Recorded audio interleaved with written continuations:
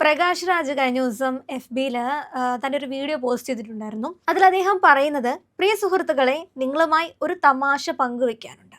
എൻ്റെ വോട്ട് വെട്ടി. ഞാൻ 65 ലക്ഷത്തിൽ ഒരാളായി. Game on. പ്രകാശ് രാജിൻ്റെ വോട്ട് വെട്ടിയാൽ ഇനി മുതൽ അദ്ദേഹത്തിന് പൗരത്വം, പ്രകാശ് രാജിൻ്റെ പൗരത്വം സ്വാഹയായ അത്തരത്തിലുള്ള രീതിയിലാണ് അദ്ദേഹം പറയുന്നത്. ഗെയിം ഓൺ എന്ന രീതിയിൽ ഒരു ചാലഞ്ചിങ് ആണോ എന്ന് മനസ്സിലാവുന്നില്ല. എന്തായാലും എന്താണ് അയാളുടെ അദ്ദേഹത്തിൻ്റെ ഇത് വോട്ടർ പട്ടികയിൽ നിന്ന് പേര് വെട്ടാൻ കാരണം?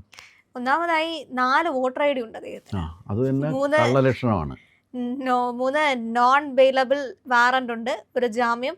ഇതാണ് ആദ്യ രഹസ്യം. കർണാടകയിൽ SIR-ൽ 84 ലക്ഷം ഡ്യൂപ്ലിക്കേറ്റ് വോട്ടുകൾ വെട്ടുമ്പോൾ അതിൽ ആദ്യത്തെ വെട്ടാണ് ഇദ്ദേഹത്തിൻ്റെത്, അല്ലെങ്കിൽ വെട്ടേണ്ട ഒന്നാണ്. ഇത് ഒരു അഭിപ്രായമാണ്. ഇതിൽ പ്രധാന വിഷയം എന്ന് പറയുന്നത് ഇതിന് 4 വോട്ടർ ID ഉണ്ട്. അല്ല, ഈ 4 വോട്ടർ ID ഒരു ജെന്യുവിൻ വോട്ടർക്ക് ഉണ്ടാകാൻ പാടില്ലല്ലോ.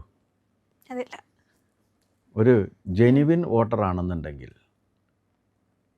അദ്ദേഹത്തിന് ഒരു കാരണവശാലും 4 വോട്ടർ ID ഉണ്ടാകാൻ പാടില്ല. അപ്പോൾ ഈ 4 വോട്ടർ ID വന്ന സമയത്ത് ഇദ്ദേഹത്തെ പോലെ വിദ്യാഭ്യാസമുള്ള, ഇദ്ദേഹത്തെ പോലെ കാര്യവിവരമുള്ള ഒരാൾ ഈ രാജ്യത്തിൻ്റെ നിയമം അനുസരിച്ചിട്ട് ഈ ബാക്കി 3 എണ്ണം ക്യാൻസൽ ചെയ്യേണ്ടതില്ലേ? 4 വോട്ടർ ID ഉള്ള ഒരാൾ എങ്ങനെ ഈ 4 വോട്ടർ ID ഉണ്ടാക്കി എന്നുള്ളതും അത് നിയമവിരുദ്ധമാണ്. ആ നിയമവിരുദ്ധമായിട്ടുള്ള കാര്യം ചെയ്തിട്ടുള്ള ഒരാളെ സ്വാഭാവികമായിട്ടും വോട്ടേഴ്സ് ലിസ്റ്റിൽ നിന്ന് മാറ്റും. കാരണം അതിനുള്ള കാരണമുണ്ട്. ക്രിമിനൽ ഒഫൻസിൻ്റെ പേരിൽ ഒരാളെ മാറ്റില്ല, അത് അയാൾ വെറുതെ പറയുന്നതാണ്. ക്രിമിനൽ ഒഫൻസിൽ ഇൻവോൾവ് ആണോ എന്നുള്ളതിൻ്റെ പേരിൽ ആരുടെയെങ്കിലും പേര് മാറ്റിയിട്ടുണ്ടോ? ഇല്ലല്ലോ. അവർക്ക് വോട്ട് ചെയ്യാമല്ലോ. പക്ഷേ ജയിലിൽ കിടക്കുന്നവർക്ക് പുറത്ത് പരോള് കിട്ടി വന്ന് വോട്ട് ചെയ്യാൻ കഴിയാത്ത കാരണം വോട്ട് ചെയ്യാൻ പറ്റില്ല.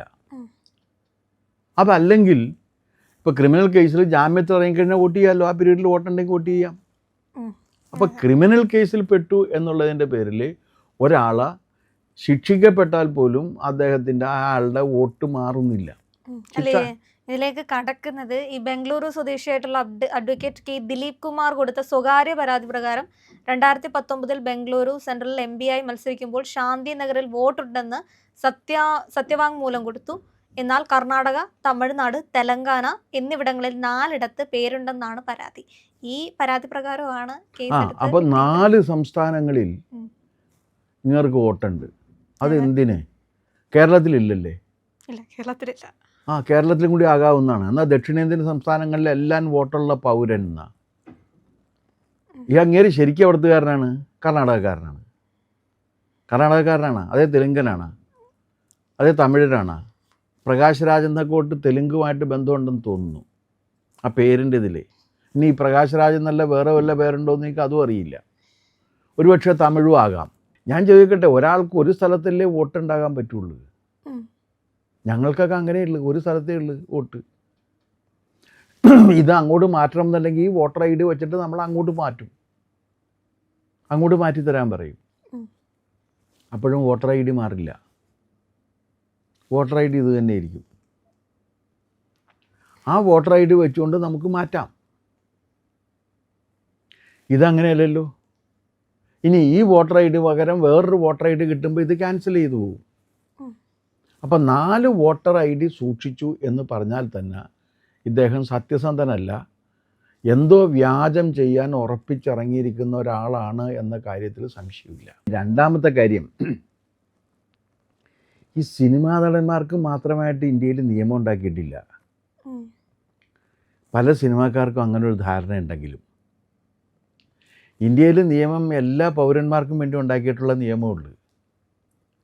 പക്ഷേ സിനിമാക്കാർ പലരും കരുതുന്നത് അവർക്ക് വേണ്ടി മാത്രമായി പ്രത്യേക നിയമം ഉണ്ടാക്കിയിട്ടുണ്ട് എന്നാണ്.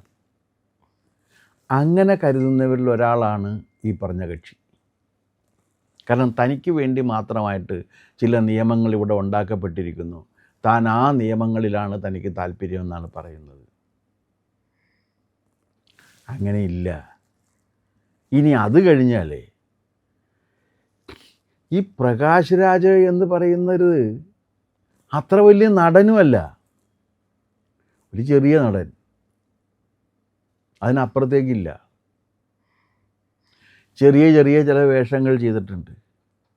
അതല്ലാതെ മനസ്സിൽ തങ്ങി നിൽക്കുന്ന ഒരു നടൻ്റെ നടന വൈഭവം പ്രകടിപ്പിക്കുന്ന സിനിമകളുണ്ടോ? ഇല്ലല്ലോ. വില്ലനായിട്ട് വരാറുണ്ട്, കണ്ണൊക്കെ ഉരുട്ടി കാണിച്ച്, വേറെ ഒന്നും വരില്ല, മുഖത്തൊരു ഭാവവും വരില്ല. അങ്ങനെ ഒരു വലിയ ഗുണമുണ്ട്. ഒറ്റ ഭാവമുള്ളൂ, വെറുതെ ഇങ്ങനെ നോക്കുന്ന ബ്ലാങ്കാണ്. അല്ലാതെ അങ്ങനെ ഒരു വലിയ നടനല്ലല്ലോ. ഒരു വലിയ ആർട്ടിസ്റ്റ് എന്ന നിലക്കുള്ളൊരു മഹത്വമൊന്നും അങ്ങേർക്കില്ല. ഇനി ഉണ്ടെന്ന് തന്നെ വെക്ക്. ഒരു പൗരനുള്ളതിൽ കവിഞ്ഞ ഒരധികാരവും ഒരവകാശവും ഒരു പരിഗണനയും ഒരു സിനിമാക്കാരനും നിയമത്തിൻ്റെ മുന്നിലില്ല. ഇദ്ദേഹം ഇടപെട്ടിട്ടുണ്ടായിരുന്ന ചില പ്രശ്നങ്ങളുണ്ടായിരുന്നല്ലോ. പ്രധാനമായും ധർമ്മസ്ഥലയെ തകർക്കാൻ 50 ലക്ഷം എന്ന് പറയുന്നത്, ഇദ്ദേഹത്തിന് ഹർജിയിൽ പറയുന്ന ധർമ്മസ്ഥലയെ തകർക്കാൻ 200 കോടിയുടെ ഗൂഢാലോചന, തനിക്ക് 50 ലക്ഷം വാഗ്ദാനം ചെയ്തു, രാത്രി 8 മണിക്ക് ഗിരീഷ് മട്ടന്നാർ വിളിച്ച് പ്രകാശ് രാജിനെ ഫോണിൽ സംസാരിച്ചു. അപ്പോൾ ഇത്തരം കാര്യങ്ങളും ഇദ്ദേഹത്തിൻ്റെ അല്ല, അദ്ദേഹം വളരെ പ്രകടമായി പറഞ്ഞു കഴിഞ്ഞാൽ ഇന്ത്യ വിരുദ്ധമായ ഒരു കാഴ്ചപ്പാടും ഒരു സമീപനവും ഉള്ള ഒരാളാണ്. പിന്നെ അദ്ദേഹത്തിന് ഹിന്ദു എന്ന് പറഞ്ഞാൽ ഇഷ്ടവുമല്ല. ഈ രണ്ട് കാര്യങ്ങൾ അദ്ദേഹത്തിൻ്റെ പെരുമാറ്റത്തിൽ നിന്ന് ശ്രദ്ധിച്ചിട്ടുണ്ട് ഞാൻ. ഇന്ത്യ ഒരു മഹത്തായ രാജ്യമാണെന്ന് വിശ്വസിക്കാത്ത ഒരാളാണ് പ്രകാശ് രാജ്. ഹിന്ദു എന്ന് കേട്ടുകഴിഞ്ഞാൽ അദ്ദേഹത്തിന് രോഷം ഇളകുകയും ചെയ്യും. അത് അദ്ദേഹത്തിൻ്റെ ശീലമാണ്. പിന്നെ അങ്ങനെ കരുതാൻ ഒരാൾക്ക് അവകാശമുണ്ട്, അത് അയാൾ കരുതിക്കോട്ടെ. പക്ഷെ അത് കരുതിക്കഴിഞ്ഞാൽ, അങ്ങനെ കരുതുന്ന ഒരാൾ മഹാനാണ് എന്നുകൂടി അംഗീകരിക്കണം എന്ന് പറഞ്ഞാൽ അതിന് വേറെ ആളെ നോക്കണം. അതാണ് പ്രശ്നം. ഇയാൾ അങ്ങനെ കരുതിക്കോട്ടെ, ഇപ്പം നമുക്കൊന്നുമില്ല. കാരണം അയാൾക്ക് അങ്ങനെ കരുതാം, ഞാൻ ഇങ്ങനെയാണ്, ഓക്കെ ആയിക്കോ. എവിടെ ഒരു അവസരം കിട്ടിയാലും ഇന്ത്യക്കെതിരെ പ്രവർത്തിക്കുകയോ പ്രസംഗിക്കുകയോ ചെയ്യുന്ന ഒരാളാണ് ഇദ്ദേഹം. എൻ്റെ അറിവിൽ അങ്ങനെയാണ്. എവിടെ അവസരം കിട്ടിയാലും അത് ചെയ്യുന്ന ഒരാളാണ്. ഇവിടെ സിനിമയിൽ വന്നിട്ടും സിനിമയുടെ എന്തോ ഒരു ഇതായിട്ട് വന്ന്, എന്തോ ഒരു ഇവിടെ ഫിലിം ഫെസ്റ്റിവൽ നടക്കുന്ന സമയത്ത് എന്തോ വന്ന്, അത് കൂടാതെ എന്തോ സിനിമയിൽ അവാർഡ് നിശ്ചയിക്കുന്നതിന് ഒക്കെ വേണ്ടി അദ്ദേഹം വന്നു. അപ്പോഴൊക്കെ അദ്ദേഹത്തിൻ്റെ സമീപനം എന്തായിരുന്നു? ആൻറ്റി ഇന്ത്യൻ, ആൻറ്റി ഹിന്ദു അപ്രോച്ചായിരുന്നു. ഈ ഇന്ത്യയിൽ ജീവിക്കുന്ന ബാക്കി ഹിന്ദുക്കളുണ്ടല്ലോ കുറേ അധികം പേര്, അവരോട് ഇങ്ങനെ ശത്രുത വെച്ച് പുലർത്തേണ്ട ഒരു കാര്യം പ്രകാശ് രാജിനില്ലല്ലോ. അതിന് പ്രകാശ് രാജിന് അവരൊരു ദ്രോഹവും ചെയ്തിട്ടില്ലല്ലോ. അങ്ങേരുടെ സിനിമകൾ കണ്ടിട്ടുണ്ട് എന്നൊരു ദ്രോഹമല്ലേ ചെയ്തിട്ടുള്ളൂ, അല്ലാതെ വേറൊന്നുമില്ലല്ലോ. പിന്നെ ഈ സിനിമാക്കാർ ഒരു കാര്യം മനസ്സിലാക്കിയാൽ കൊള്ളാം.